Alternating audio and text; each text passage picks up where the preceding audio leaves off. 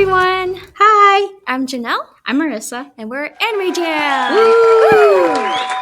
So this episode, we would like to dedicate it to our favorite shows, and we have talked about these shows multiple times in the past, but we want a proper dedication to these two series.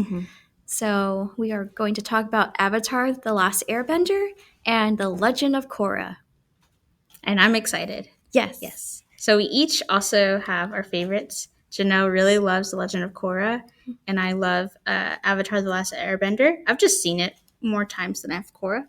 So I'm really excited to dive into all of the stuff that we're going to talk about today. Yes, we can go much deeper. Yeah. So to start off with, people have the ability to manipulate elements. So each nation has 4 different elements. So there's the Fire Nation, Earth Kingdom, the Water Tribe, and the Air Nomads. So I want to ask a question.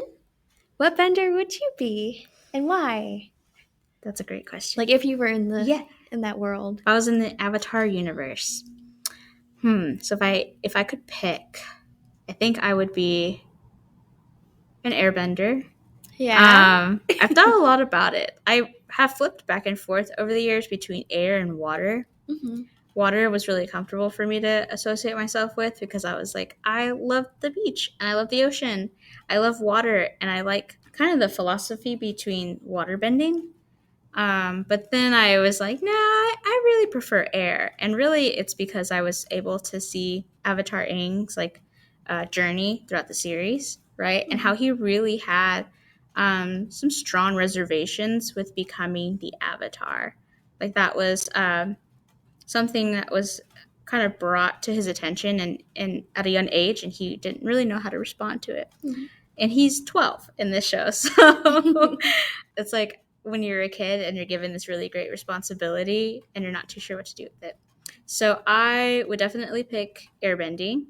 The why part, for what I just explained, but also I don't know too much about the whole I guess kung fu style of or the martial art style of like the bending. The philosophy I really like, how it's kind of similar to water, I think, where there's like an ebb and flow of different things in life, and Aang really takes a lot of what he's learned from being an airbender and applies that to being the Avatar in the series. Yes, and that's definitely very valuable. Like I loved that, and it's what made me really gravitate towards airbending. So like if I could pick, then I would definitely be like, I want that one. Fire, in my opinion, is too action, like forceful for me in nature. So it's powerful. Like that's how I see it. So I was like, no, maybe not fire. Earth is very stable and like steady, and I like that one. But I was like, I don't know if I'm technically an Earth sign like that. That's why I would pick airbending. I like that. Yeah. What about you? So for me, I went back and forth with water bending and earth bending. I think water bending because I really loved Katara and how she is as a person, and she has great character development, and she pretty much mastered water bending and the subclasses of water bending too. Like there's blood bending, which is like taboo, don't do that. And she's a great healer. Like she became like the world's best healer, and that's what I liked about water bending, is that they could fight and also heal. So you kind of need a water bender like in your squad. Yeah. I thought about earth and how like there's more earth around. So like if you in a fight, like you if you don't have water around you, then you can't really fight. But that's just a weird thing for me. Yeah, I see. And there's more earth around, but resource base. Yes, there's more resource. But not only that, I also like the subclasses too with metal bending. I thought that was a really cool concept, in how like earthbenders can manipulate metal by feeling the earth within it. Yeah, and then that was like really cool to me. And Toph really pioneered that too. She did. Yes, she got out of the box and thought like, hey, there's metal in the earth, so we should just be able to do this. And that's awesome. She made a whole, in Legend of Korra they show more, but it's like a whole society, right? It's really cool. I love that. I don't know. Earthbending is really cool. It's really cool. I'm also an earth sign, so maybe that's why I gravitate towards it too. Yeah. I love Katara. I also like the airbending because I'm an air sign. Katara, to go back to like the bloodbending part you mentioned, it's like one episode where we learn that that's a thing, and I don't remember if they ever really touch back on it again. In Legend of Korra? No, Avatar: The Last Airbender. I think they did when she went to visit that. So they mention it twice, but in the first time that they show it, Katara is very adamant about not learning that technique. She learns it from somebody who is like preying on people in this village in an episode. She kind of teaches her Katara doesn't know that that's what she's learning. Right? And it's kind of a heavy episode emotionally, because then Katara at the very end, and I'm just going to spoil it, she has to use bloodbending in a way to save her friends. And she has to grapple with that. She just used that. And bloodbending is basically, she's using the water in your body mixed with the blood to control you. Yeah. Physically. So I remember watching that and being like, wow. It was intense. It was very intense. Yeah. If we're a kids show, like, these are some heavy emotions. Don't get me wrong, like, they definitely handle it very well in the show, but I was impressed. Oh, sorry, I was just going to say lots of things kind of went over my head as a child. Okay, yeah. Because, like, they did a really great job writing how to not say the bad stuff is happening or something. Yeah, they do. Yeah, or, like, I guess kind of make it to where it's, like, digestible. Yeah. Yes, yes. And it's not very in your face, right? Like, and I really, like, I guess vibed with Katara in that episode, because she, for most of that series, from the beginning to that episode, she's very much like sticking to her core values. She's very like, this is what I believe, and that's that, and there's no moving on it, like, about it. But after that, she kind of just has this like character development of like, not everybody's going to think the way I do, and that's something that she really has to grapple with. And as a kid, I picked up on that. I was like, oh my gosh, this is I thought it was really weird. It was weird to kind of put that in there. And then of course, like, the next episode, it's a little lighter, but that's interesting that they included the bloodbending part. So maybe it was like a way to show that characters' morality and where they lie. And Katara, of course, she always wants to do the right thing. Yeah. And so she tries to stay away from bloodbending. Yeah, absolutely. Yeah. Nice. I love that. So air and earth. Yeah. That's awesome. Yeah. Avatar: The Last Airbender is inspired by like Asian culture, and they do it in such a beautiful, non-othering way. Yeah. It's more like appreciated and like shown in such a beautiful light. They get Asian culture and martial arts into this kids show. So for instance, like the air nomads are similar to Tibetan monks. Fire Nation, I think it's like China. I could be wrong. And then the Earth Kingdom is like mixed with China and Japan, maybe Korea. Okay. I feel like I'm missing something. Water? Oh, water is more like the Inuit tribes. Right, Siberian people. Arctic influences. Oh, yeah. Nice. Yes. We follow the story of Avatar Aang, and like I mentioned previously, he's 12 years old. He learns that he is the Avatar at a very young age. The monks at his air temple, they tell him that he has this great big responsibility to learn all 4 elements, which is fire, air, water, and earth. And the Avatar is essential for bringing peace among the world, but they are also the link between the spiritual world and the physical world. And Aang, when he hears this news, he's very like taken aback, and he's not too sure how to handle like that huge responsibility. So especially since like he's an air bender, so like I feel like a lot of the mentality among like the air temple is very chill, and it's very like light, like air is, right? And having that put on you at such a young age is also very stressful. Yeah. So he runs away. with his appa, his little giant flying bison. Yeah. Little giant. His giant bison. That's an oxymoron. Yes. And it flies. So he, runs away because he can't deal with it emotionally. And he gets caught in this really big storm and it freezes over and 100 years pass. So he is stuck in this frozen iceberg. 100 years later, he meets the siblings, Katara and Sokka. Mm-hmm. They are out, I think, hunting or fishing for something. Yeah. And they they come upon his iceberg. At this point, Katara is still learning waterbending, and she's the only waterbender in the tribe. So she's in the Southern Water Tribe, mm-hmm. and she got mad at Sokka for something he said because he says things that are their siblings. Yeah, they're siblings. She was getting really emotional and was yelling at him, and all that emotion was I don't know how to say the word, but it was transferred into her waterbending without mm-hmm. her knowing it. And so she water bent the iceberg up or something. Mm-hmm. And then that's how they found Aang and Appa. Yes. She is also, it's good to note she's a beginner in this. Mm-hmm. She just started really training to be a waterbender. So in the beginning, she's trying to manipulate this little puddle and it keeps falling because her brother is getting on her nerves.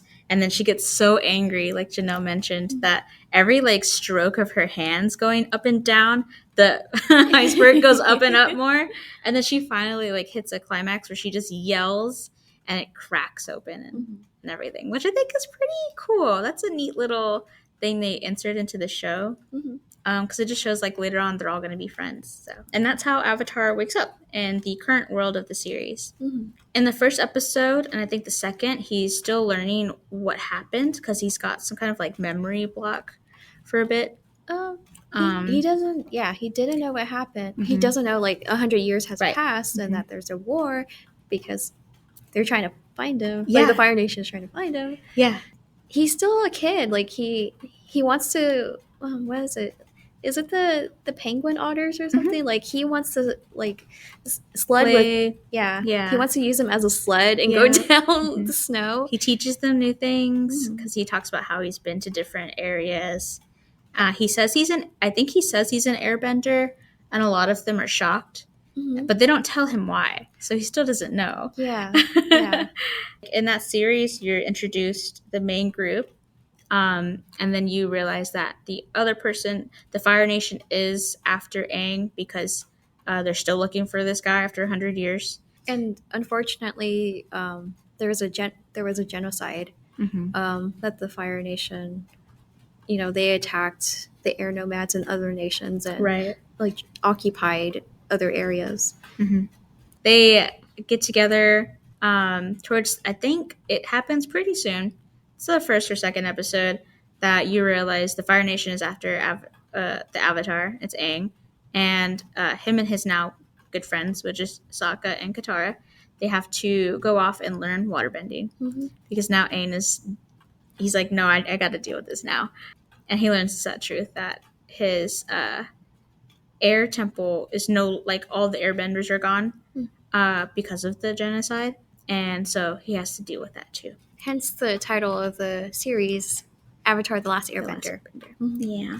And then it goes from there. There's 3 different kind of seasons / chapters of this show. You have, the first one is obviously water, I believe. Yeah. The second one is earth. Mm-hmm. And then the third one is the fire, air. I think it's fire. Fire. They do go. There is a section in the series where they go back to his air temple, and that's really important for him. He's dealing with a lot now. Yeah. I don't want to spoil too much, but each season and chapter that it goes over, it'll talk about the struggles of him learning each element and what comes with that. And I think it's really cool that they kind of go over his struggles, and they didn't write him as this character who can just take it all in. Versus Korra. Mm-hmm. Korra, if I'm remembering correctly, she picked up on all the elements very quickly. Except air. Except air, yeah. To work on air. So that's a very opposite way. Mm-hmm. And with Avatar, they space it out, and every episode kind of drags on so that you learn the characters. You learn like how he's struggling with airbending or waterbending, earthbending, and firebending, and it's really crucial to the series. Whereas Korra is a little bit different, and hers is more of a spiritual journey, I believe. Yes.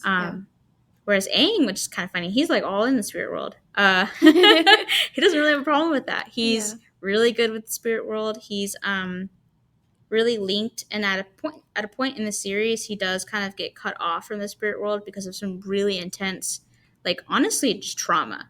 A lot of really intense things happen to him. He has a lot of unprocessed trauma. Yes, he does. Oh my and goodness. Katara is really helpful in healing him in that way. Yeah. But it's not just her. Like all of his friends that he eventually makes, like Toph, and eventually Zuko becomes his friend, which is an amazing character kind of. We talked a little bit about it, in the last episode of when we were talking about Avatar, but the whole redemption arc of Zuko is amazing. I have never seen a show before that has really resonated with how I feel, like externally, just my personal belief of the world, right? Where like second chances are a thing. People can be like, you can make mistakes, and that doesn't have to define your future type of deal. Yes. You know what I mean? Yes. Whereas like a lot of shows, they have a villain.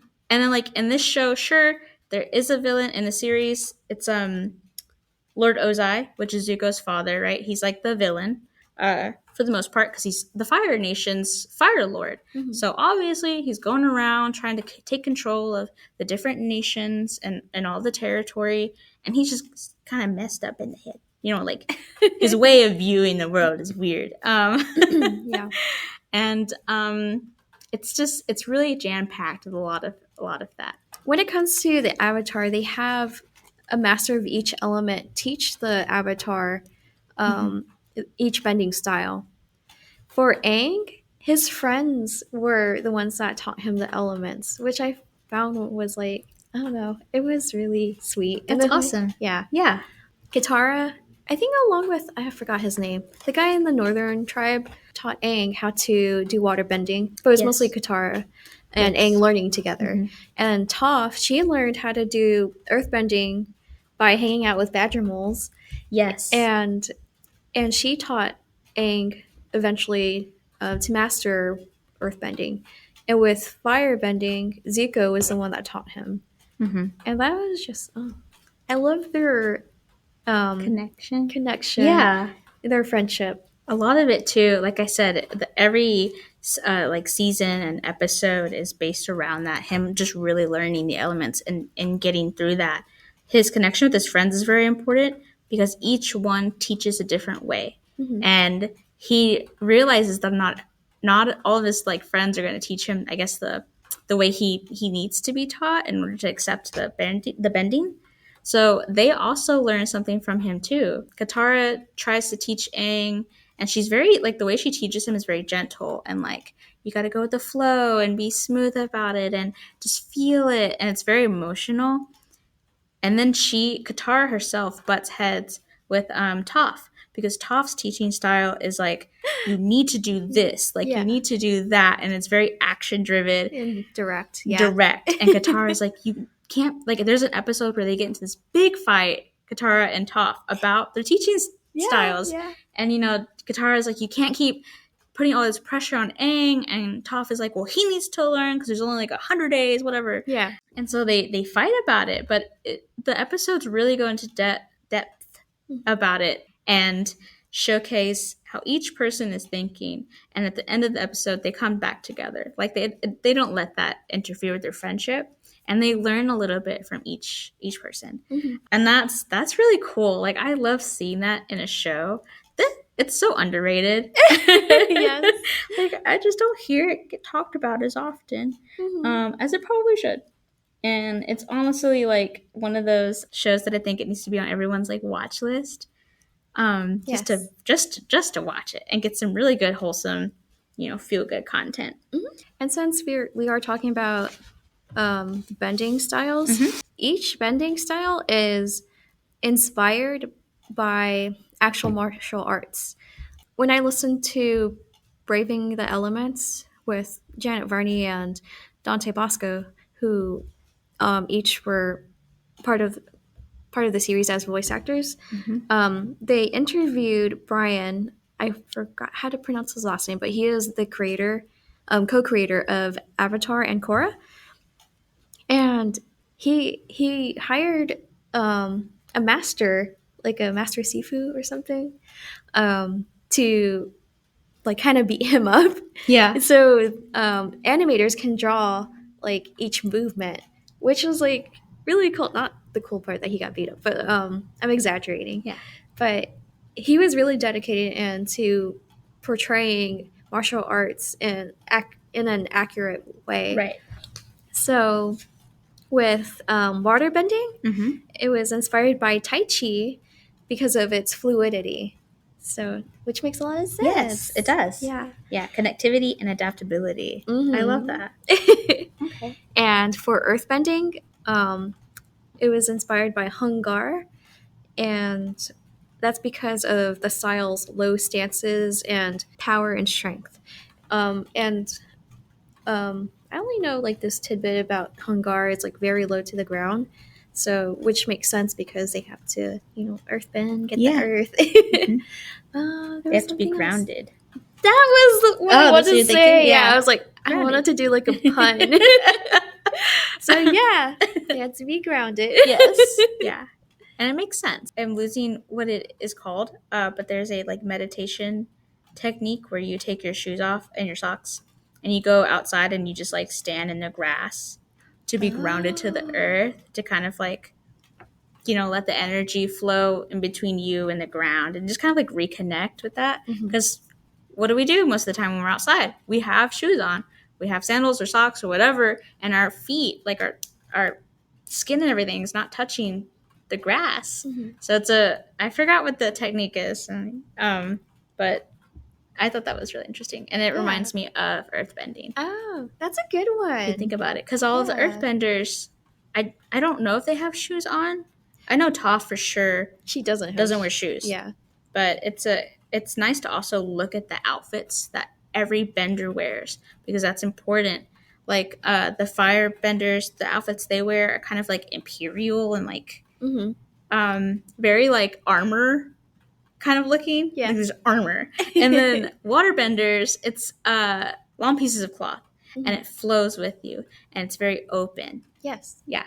And then Aang's outfit for airbending, he has this he has these pants that kind of like can parachute him if he needs it to. Oh yeah. So they're very functional too. Earth, a lot of the times with earthbending, I see them wear some type of like bangle or I don't know, some kind of piece of like earth or metal or whatever to kind of, I guess, again, ground them. And I think that's really cool to add into the series. Instead of them just slopping whatever on the characters, they really thought about this and designed it in a way that it was functional for them too. Yeah, you'll see more in Legend of Korra with the metal benders.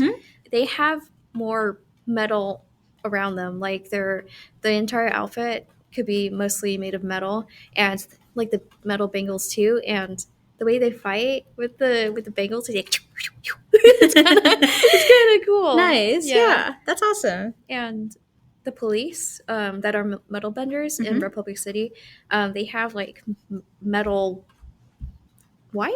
I don't know, but like they use it to grapple. They use it to like capture people, or yeah. So that makes a lot of sense, and you can't get out of the metal. So that's a really awesome like thing to use. It makes sense why they're part of like the police in that era, Yeah. Catch criminals. The firebending style is from the northern Shaolin. And so it's highlighted the firebending in a sense that there's a lot of different ways that it can go. Like it has a lot of manifestations. And I also think it's important to note in the show or in the series that firebending is also based on your emotions. So when it's controlled, it flows one way, right? When firebending is out of control, it flows an entirely different way, and that could be very destructive. Yeah. And I think that's what really turns me off with firebending. If you're not in check with your emotions, you're not calm or peaceful, it can hurt people. Yeah. And that is shown in the show. I forget who's trying to teach him firebending. and it's not Zuko at this point. I think he's just trying to learn it without a teacher right now, because Zuko and him are not pals yet. So Aang is trying to learn firebending, and it's not working. He's getting stressed out. And at one point, I think Katara is trying to teach him, because she's like, oh, well, water and fire kind of, yin yang, they work similar. So she's trying to show him different moves that maybe he could do. And Aang gets really mad and kind of stressed out, and he has an outburst, and the fire goes everywhere, and it goes out of control, and it burns Katara's hand. Mm-hmm. So that's just one way in which that kind of firebending style, when it's not coming from a place of collectedness, can really cause damage. Yeah, I want to talk about Azula, who is Zuko's sister. Mm-hmm. She has lightning bending, and that's a subclass of firebending, and that is a really powerful style, because lightning is very pinpointy, and it can be destructive. That's what I want to say. It's just destructive, and Azula has a lot of problems mentally. She's always just trying to impress her father. She tries to one up her brother.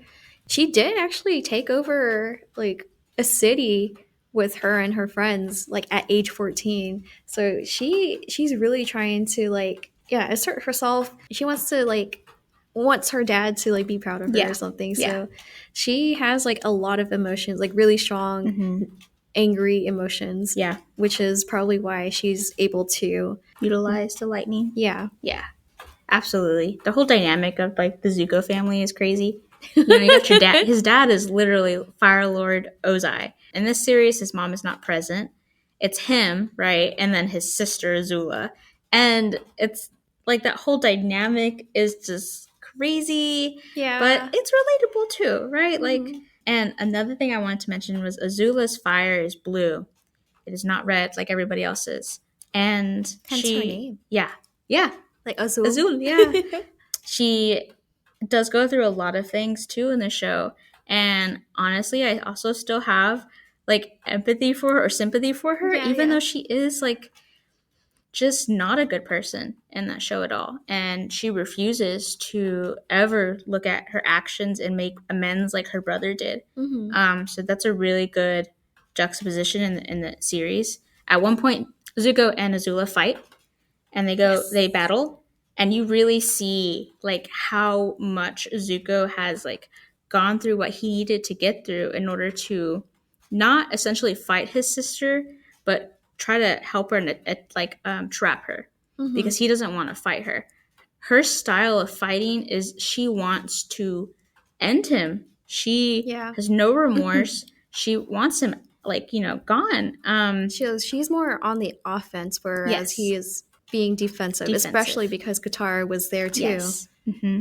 Yeah, and that's a big thing to show too, and just the dynamic, and just how much firebending, if it's out of control and unhinged, how destructive it can be. And it's so great as a we call it a connection, even just between the Fire Nation as a whole and Fire Lord Ozai, just going through this whole dominating aggressive tactic of just taking land and taking away people's freedom and stuff like that. It's intense. Air. The I can't pronounce this well. Bagwazhong? In a style called Bagua. But basically it forms the basis of airbending. So it utilizes light circle, walking techniques, and the 8 trigram palm. The fundamental concept of airbending is similar in that a bender shifts and rotates their center in order to counteract resistance and attack. So it's very interesting. Yeah.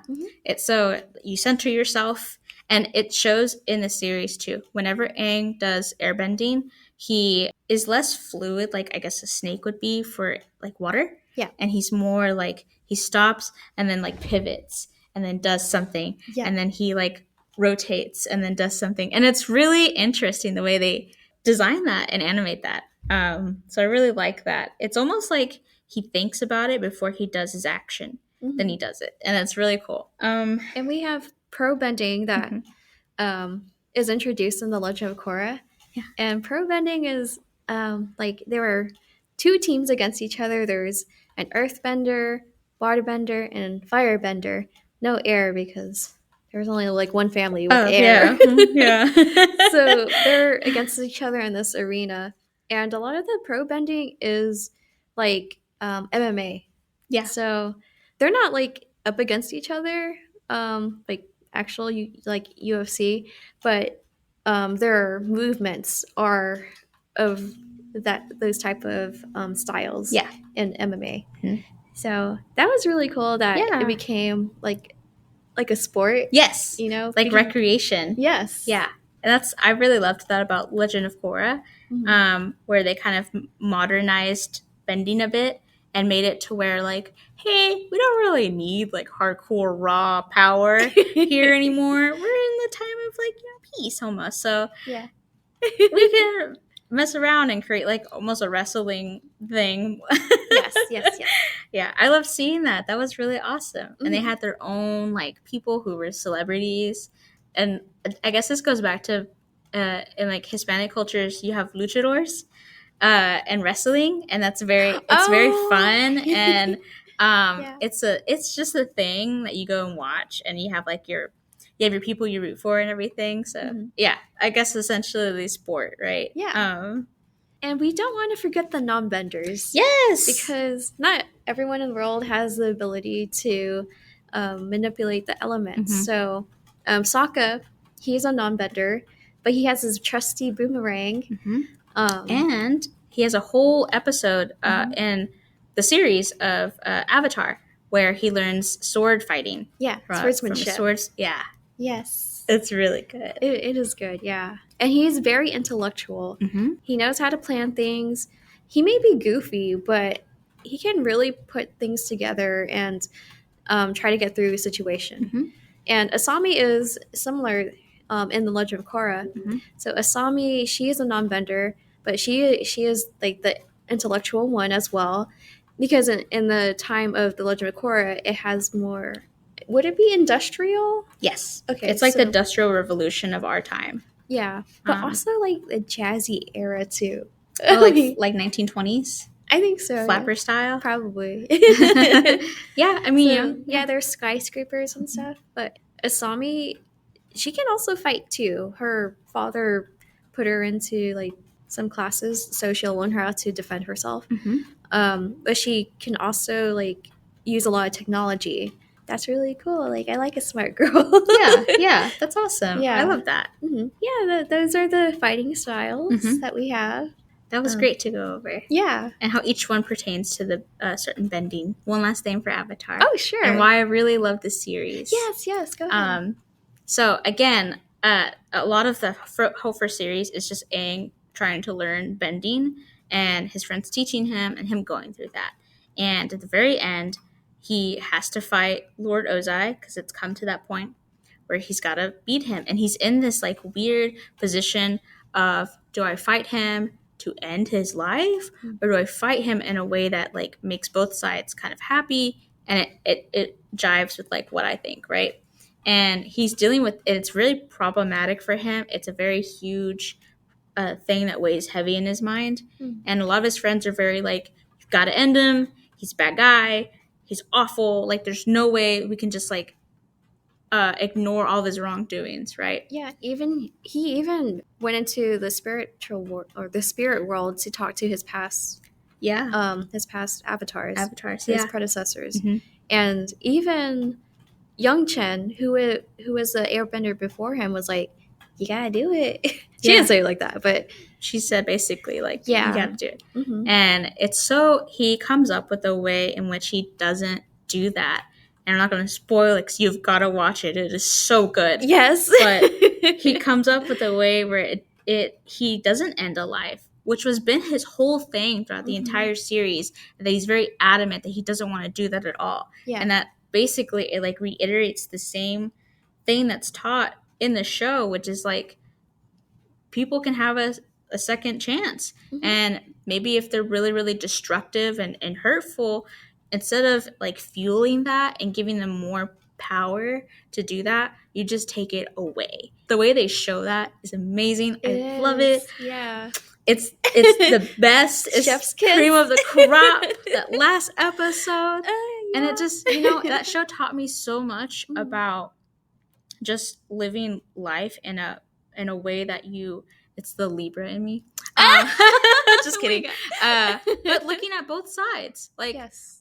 Seeing one side and seeing the other side, instead of like having a prosecution complex or like saying, well, that side's bad and I don't want anything to do with it. But just really trying to understand both of it and coming to like a compromise or coming to a way of like thinking. And sure, I guess maybe there's some cases where it's very difficult and you may not be able to come to a compromise, but that doesn't mean you can't try. Yeah. So that's what I really loved about Avatar. I agree. Yeah. Yes. Thank you. Yeah. So definitely watch the series. Yes. Yeah. Definitely. And this show it came out 20 years ago. It's timeless. Yeah. Like people still love it, and it's been part of a lot of people's childhood, and they're probably passing it on to their kids. Oh yeah. Absolutely. Yeah. So now we are going to talk about The Legend of Korra. The Legend of Korra is my favorite series, and when it comes to The Legend of Korra, a lot of people hate it. And it makes me sad. Like, they either don't give it a chance or they did give it a chance and they're like, oh, this isn't good, blah, blah, blah. And sometimes it's a case where people want Aang and the original characters. But Korra is a different person, even though she is Aang, too. Yeah. These are different characters. It's a different timeline. It's a different story. And also, the thing with the creators, they were trying to do a lot for The Legend of Korra, but Nickelodeon kept saying no. They had to work with what they could do. And I think that's the reason why I really love The Legend of Korra, is like it represents perseverance for me. They still did what they could to keep the series going, and they really wanted to showcase Korra, in such a good light. And also, the creators, especially Brian, was like, hey, we could have Korra and Asami be in a relationship. Of course, Nickelodeon was like, no, we can't do that. They still did it in a really subtle way throughout the series. And then at the end, you see them go to the... Oh, wait, that's a spoiler. But like... You see them together. You see them together, holding hands or like, looking at each other. Yeah. It's really sweet. And then in the comics, you could see more of their relationship. And I find it funny that Korra dated like everyone in her friend group. I love that. Yeah, she dated Mako. Okay, so Korra is like 17 here. Okay. So I feel like this, like her like, kind of dating everyone, it's kind of a way to show like, hey, she's a teenager. She's like almost in her adulthood. Yeah. And she's exploring different types of relationships. So... And she has love for everyone. Like, yeah. That's awesome. And so Korra is the new avatar after Aang. Every time an avatar dies, like a new one comes into the world. Right. And when they found out that she was the avatar, like she was probably 4 years old when they found out or something. She was really little. And she had this attitude like, I'm the avatar, you gotta deal with it. And I love that about her. Like, she fully accepted it. Yeah. Versus, how Aang just, it was too much for him to be called the Avatar, and then there was so much responsibility. Right. Korra was ready to take on the world. Oh, yeah. Literally. Yeah. There's a cute scene in, like, the first episode where she's, like, 4 or something. She's, like, I think she's airbending or something. I don't know. I don't remember quite what bending she's using. Yeah. But she like knocks down a wall of like of the igloo she lives in. It's so funny and it's cute. Yeah. Because she's like just fiery the second she's born. It's great. Yeah. That's an interesting thing that you say fiery about Korra, because she kind of does seem like she would be a firebender. Yeah. But she's a waterbender. Like she has a really strong personality. She does. Which is why I really love her too. Yeah. There's many things why I love this show. And so, yes, the story takes place years later, and there is a city called Republic City where all the benders live. So, like, it's a very diverse city, industrialized. They have cars, trains. They did the good old tech thing they do with these shows. I know. Like, for example, the Naruto Boruto. my god, kind of aspect of that was tech. like 15 years They out. like jumped ahead. Yeah. But I think this one was a bit more. This is more modernized, yeah. Yeah. So with the Legend of Korra, we have Korra, and she has, everyone has like an animal. Okay, yeah. So Korra has Naga, which is like her polar bear dog, and Aang has his flying bison. She also has a flying bison too, or she rides one. There's also sometimes. Momo in the Avatar series. Yes. The little flying like monkey lemur. Yeah. Yeah. And then in Legend of Korra, we have a fire ferret named Pabu. Yeah. And Pabu belongs to Bolin, and he's an earthbender. And his brother is Mako. He's a firebender. Their parents, one of them was a firebender, the other one was an earthbender, and they passed it on to the kids. Yeah. And which is kind of cool and interesting because Bolin eventually learns lava bending, and that that has earth and fire together. Yeah, that's awesome. Yeah. And Mako, he knows how to do lightning. I think eventually in this era, people learn lightning because he worked as like an electrician or something. Right. So they use their energy and their lightning to power up the city or something. Oh my gosh, yeah. That's so cool.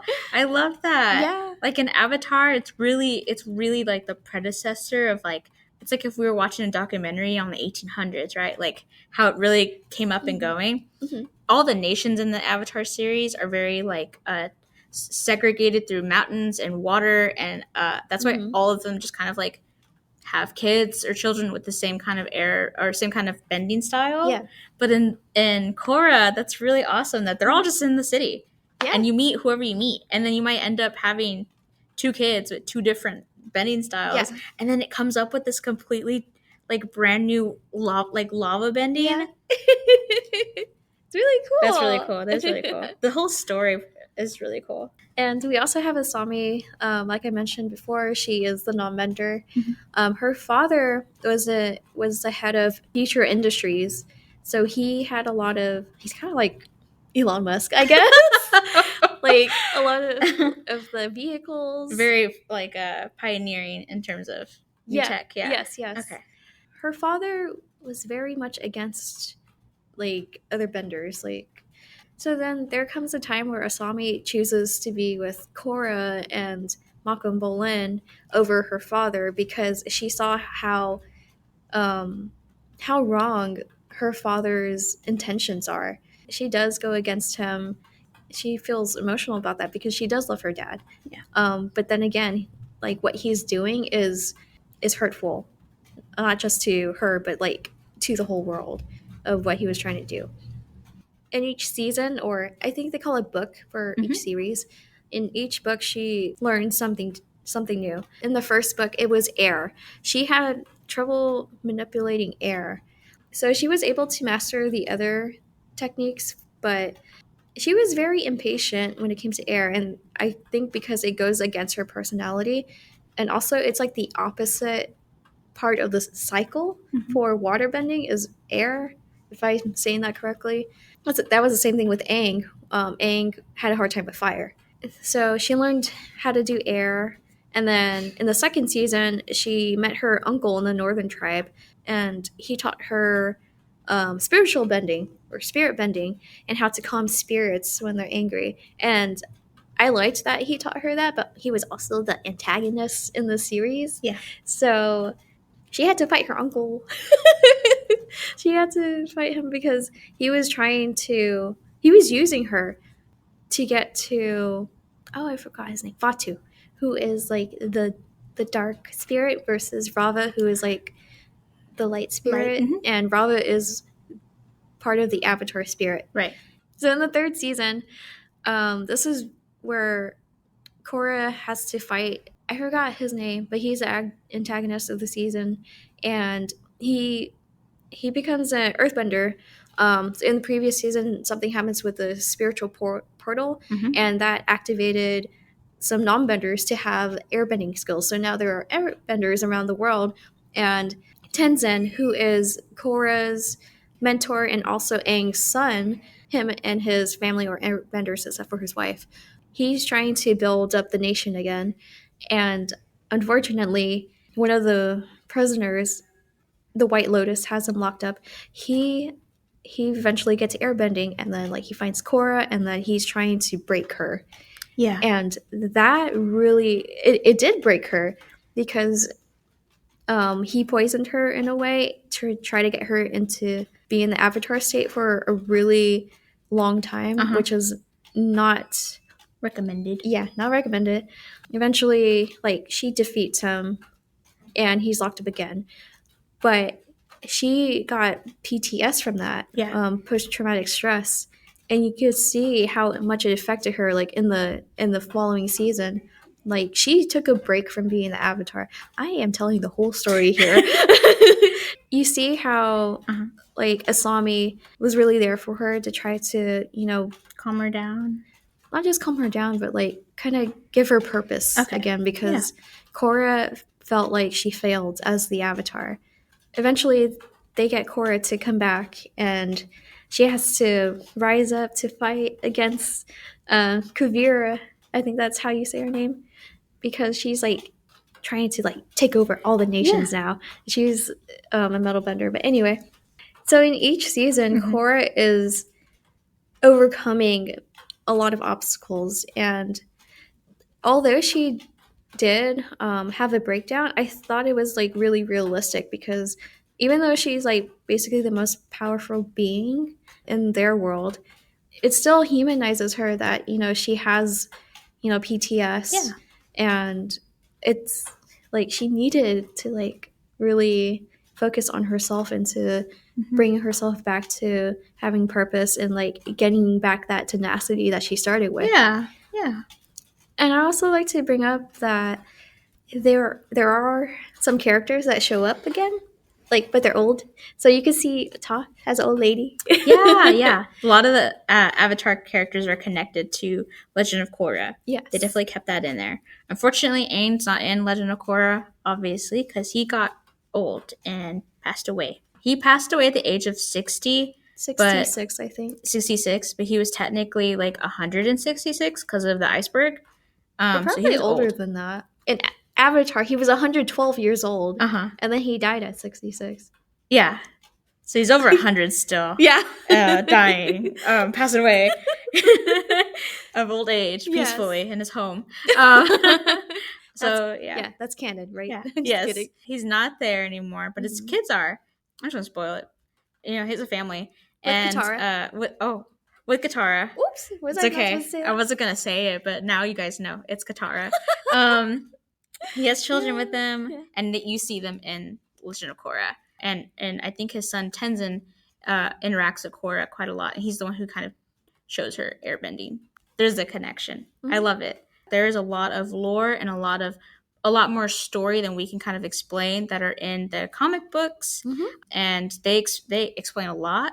But Janelle also has you've listened to some podcasts that are great at explaining a lot of the story and like the background too. So I really like the themes that Legend of Korra goes over, and also with family. So Toph had two daughters, both with different fathers. They don't know their father, who their fathers are. So it was just Toph and her two daughters, and they bickered a lot. They butted heads, especially because Lynn, who is the oldest, she was trying to please her mother and trying to do what's right, because she wanted to be like Toph. She eventually did, because she became like the chief of police, and Toph was the chief of police back in her day. And Sue, she was rebellious, and she got into a lot of trouble, but because Toph was like the chief of police, she kind of let her go, because she felt that, if I have a child that is misbehaving, how is that going to look on me? Right. And also because Toph had such a strict family, she wanted to give her daughters more freedom, and that kind of backfired. But years later, Lynn, she's still holding grudges against her sister and her mom. Sue and Toph, they talked about things and communicated, and Sue is like second chances. She grew up to be not much of a troublemaker anymore. Like, she got more mature, And she also built not a nation, but built a city for metal bending. Mm-hmm. And that city is thriving, and that it's really awesome. Like, she's the leader of that. Eventually, Lin and Sue talk, and they come to terms together. Mm-hmm. And that's what I liked about that Legend of Korra. I liked a lot of things about Legend of Korra, but it just showcases that, you know, families can bicker, they can fight, but eventually, like, once you get that communication going, then it will be okay. Yeah, you know, absolutely. You'll come to a compromise. Yeah, I love that. So showcases a lot of relationships, and I think that's in both the series, Mm-hmm. like relationships between friends and family. Yeah, exactly. That's all we got. Yeah. Yeah, that's a wonderful way to put Legend of Korra. Mm-hmm. So one more thing, I have these 2 books. They are library editions of the comic book trilogies. So Turf Wars, it has 3 volumes. This one is Ruins of the Empire, that also has 3 volumes. And we do have the individual books in our library system that you can check out. Like the comic books? The comic books, okay. Yes. And I met Janet Marty. She signed this book when I met her at Greater Austin Comic Con. It says, Janelle, thank you for making my heart sing. You are a delight. JV, which is Janet Barney. Yeah. And then she's like, Korra, P.S. I'm the Avatar. You gotta deal with it. That's awesome. I love that. So, yeah. It was great meeting her. She is amazing and very down to earth. She talked to everybody that went up to her, and it was a great experience. It was a great experience, yeah. That's awesome. We also have other Avatar comics too. We do, that you can check out. And like I said, like, you know, the show can only be so many episodes and it can only show so much, and there's a lot more story to each series. Mm-hmm. So checking out the comic books, I highly recommend. Both of them are very near and dear to my heart, and just like as Janelle wonderfully like expressed, it's really like something we love to talk about. And you know, it goes beyond just anime, and it being like fun to watch and cute, or you know, you got some cool shonen anime that are like lots of fight scenes. At the end of the day, we both just love stories. Yes. Yes. And just it's a great show. We love the lore. We do. Yes. Thanks for watching. Yes, thank you for watching. And hope you enjoyed this episode. And I hope you check out the books that we have. Not this one because it's mine. Yes. But the ones that we have in our system. Absolutely. Yeah. We'll have a book bundle for sure. In some capacity. Thank you for joining us. Thanks so much. We'll see you guys next month. Thanks. Bye. Bye.